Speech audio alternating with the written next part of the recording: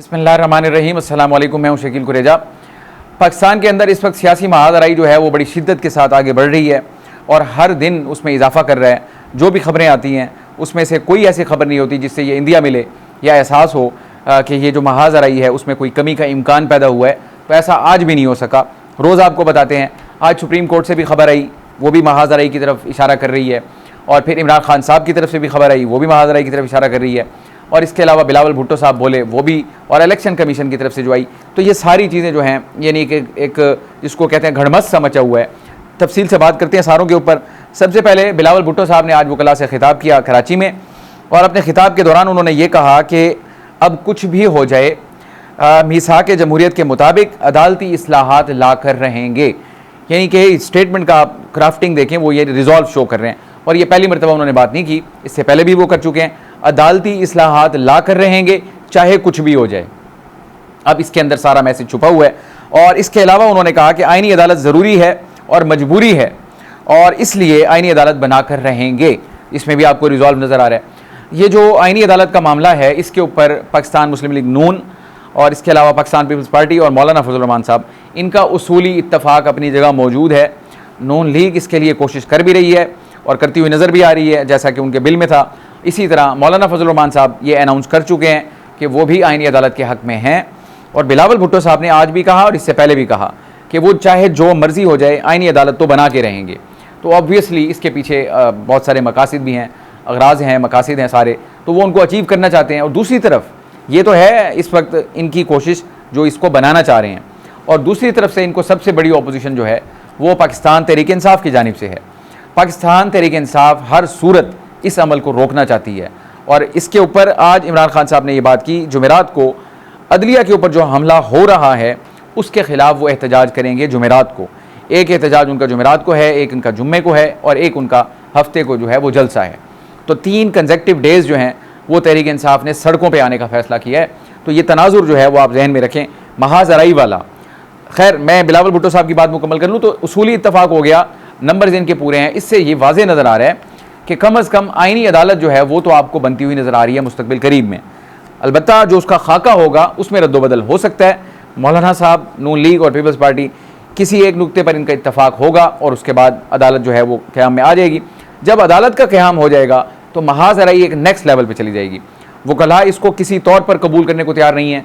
Law bodies जो हैं तो वो इसको रेजिस्ट कर रहे हैं, लेकिन क्या वो इसका जो क़याम है उसको रोक पाएंगे? ये बड़ा मुश्किल है इसका कहना। क्या वो उतना मोमेंटम जनरेट कर पाएंगे कि हुकूमत जो है उसको पसपाई इख्तियार करनी पड़े, या वो पीछे हटे? बहरहाल ये एक महाज है जो कि मेरा ख्याल है जो ऑलरेडी जो महाजराई है उसमें इजाफे का बाइस बनेगा, और ये कुछ ज़्यादा दूर नहीं है।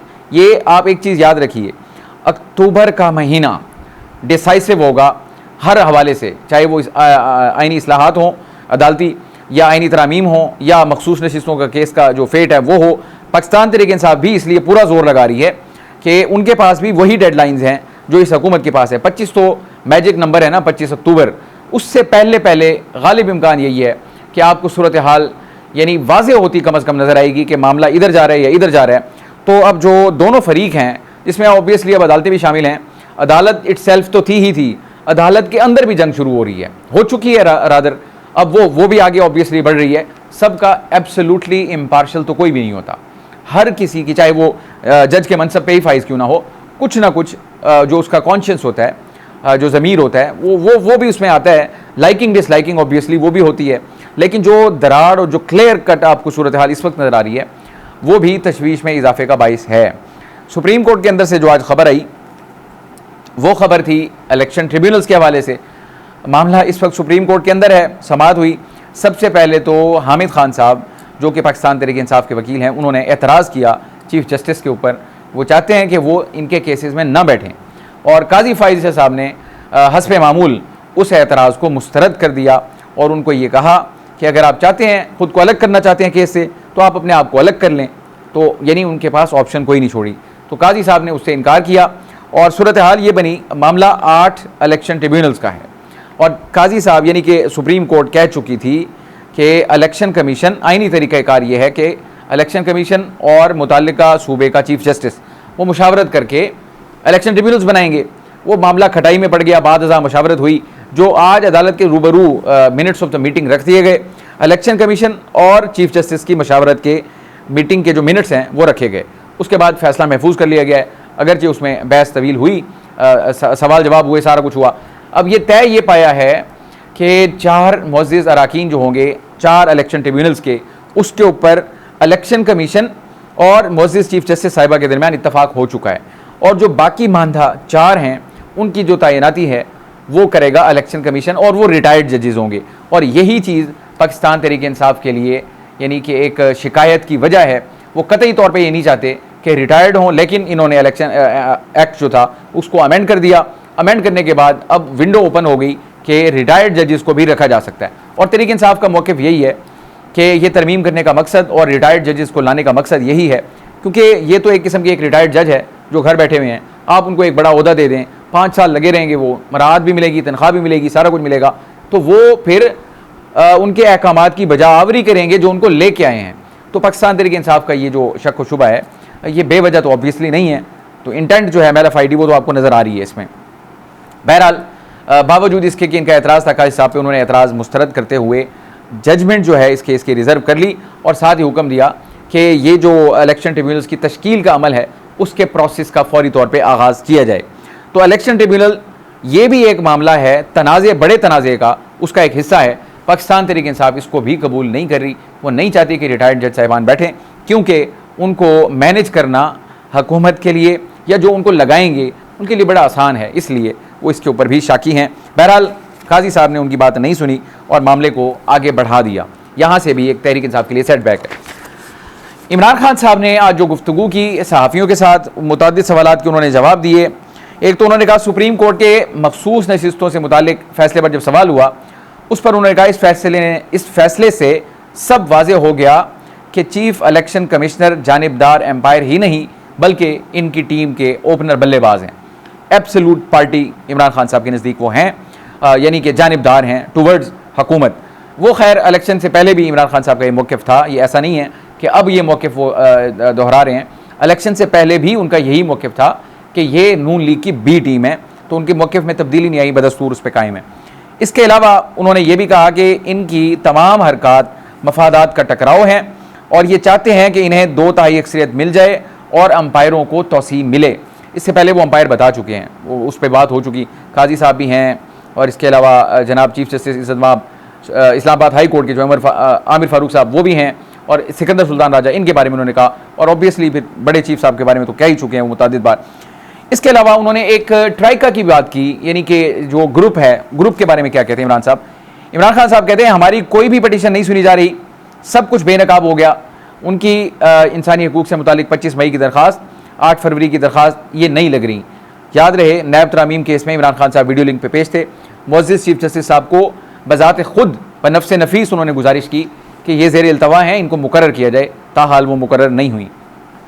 इसी के ऊपर इमरान खान साहब ने आज भी कहा कि हमारी कोई भी पटिशन नहीं सुनी जा रही, सब कुछ बेनकाब हो गया, थर्ड एम्पायर इनकी पुश्त पर है। अब थर्ड एम्पायर आपको पता है किस तरफ इशारा है, और उसको भी तौसीह दी जानी है। ये एक ग्रुप बना हुआ है, तो ये एक ग्रुप है, यानी कि वो कह रहे हैं एक अदालत की चीफ जस्टिस, दूसरी अदालत की चीफ जस्टिस, सिकंदर सुल्तान राजा और जनाब मुअज़्ज़िज़ हमारे जो चीफ ऑफ आर्मी स्टाफ हैं, वो ये ग्रुप बना हुआ है। थर्ड एम्पायर उसको कह रहे हैं, वो नाम बदलते रहे हैं वो, तो ये ग्रुप है जो मिलके चल रहा है। तो मैं दोबारा जो कोर नुक्ता है मेरा, जो तशवीश के वाक़यात हैं उसमें इजाफा हो रहा है, और ये जो गुब्बारा है जिसमें हवा भरी जा रही है, अक्टूबर के महीने में वो मुझे लगता है ब्लास्ट हो जाएगा, मजीद उसमें हवा नहीं भरी जाएगी, इसलिए इसमें तेज़ी आ रही है।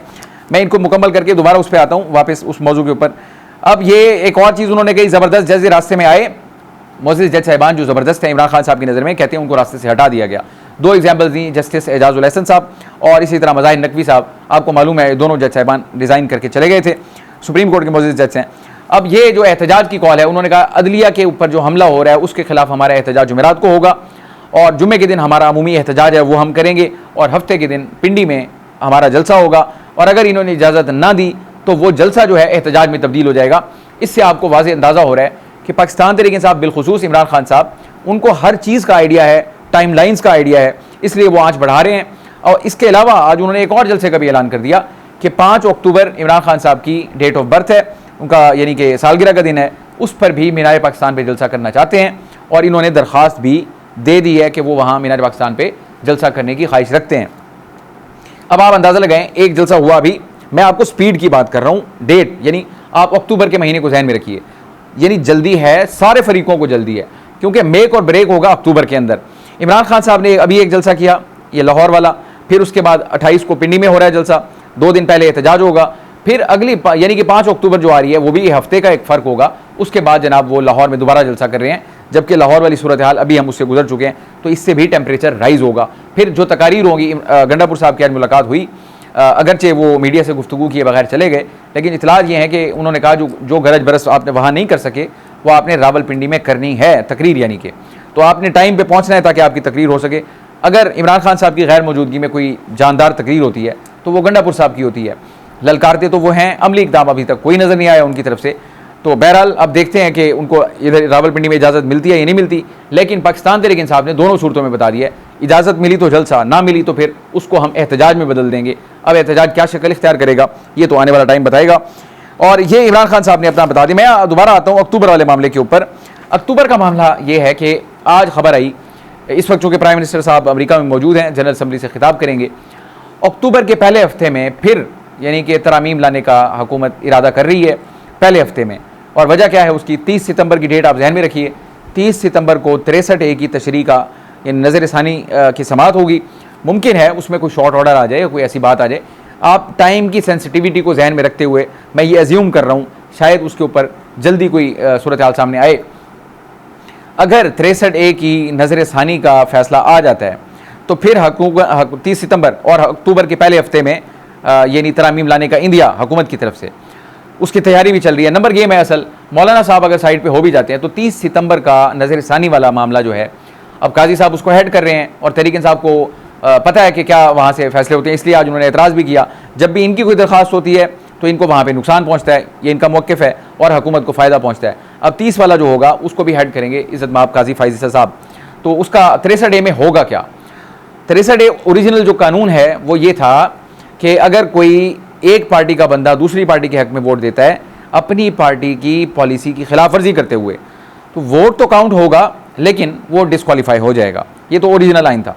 तशरीह जो हुई उसमें कहा गया कि वोट काउंट नहीं होगा और डिस्क्वालिफिकेशन होगी।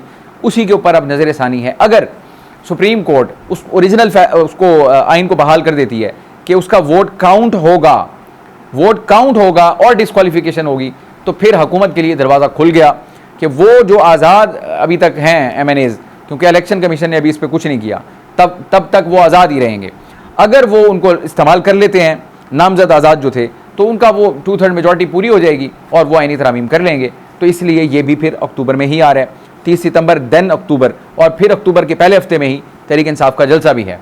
ये सारी सूरत हाल इलेक्शन कमीशन की तरफ से खबर ये आई कि आज उनका छठा इजलास हुआ।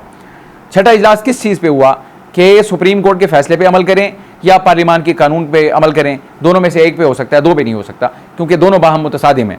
दो में से एक ठहर सकता है, दो इकट्ठे नहीं ठहर सकते, एक दूसरे के ऑपोजिट हैं।